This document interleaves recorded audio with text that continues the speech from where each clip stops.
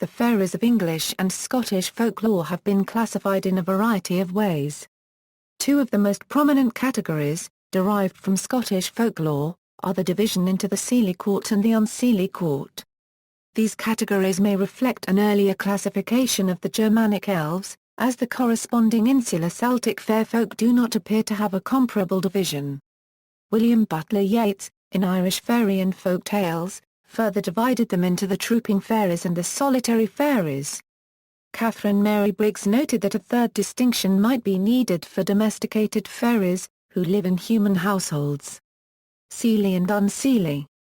Etymology the Northern and Middle English word seelie, and the Scots form saely, meaning happy, lucky, or blessed, and unseelie meaning unhappy, misfortunate, or unholy are derived from the Old English sc _l and ges _leg.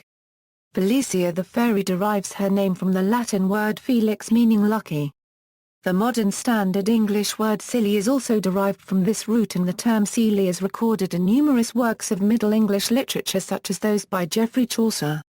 Many ballads and tales tell of Saliwicts, a lowland Scots term for fairies. In Wales there were said to be two fairies or elves called Sillyfrit and Silligodwt, whose names represent a borrowing of the adjective silly as applied to fantastical beings from its usage on the English marches bordering Wales rather than the Anglo-Scottish border. The former name being purely English while the latter is a corruption of English fairy names featuring tot as an element. Seelie and Unseelie Courts The Seelie Court are known to seek help from humans, to warn those who have accidentally offended them, and to return human kindness with favors of their own. Still, a fairy belonging to this court will avenge insults and could be prone to mischief. The most common time of day to see them is twilight. Other names for the Seelie Court are the Shining Throne or the Golden Ones and the Light Court.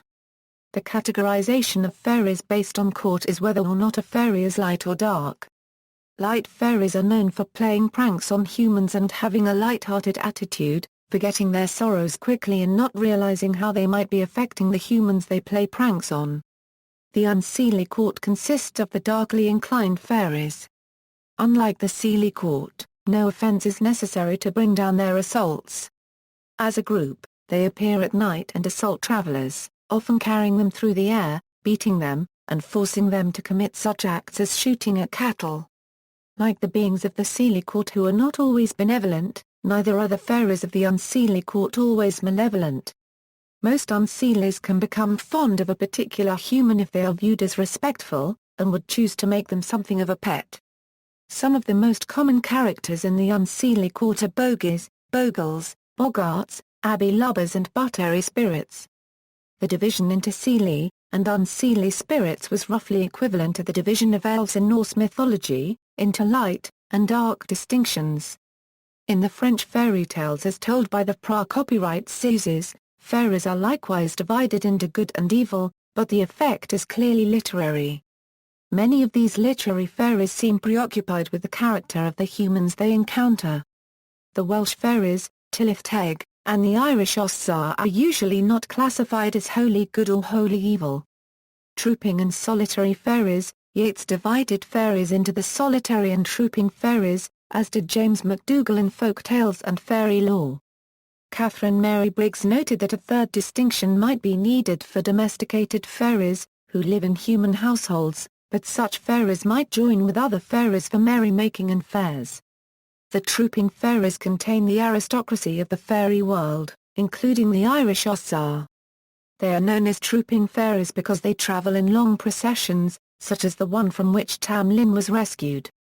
But the Trooping Fairies also include other fairies of lesser importance. A Trooping Fairy can be large or small, friendly or sinister.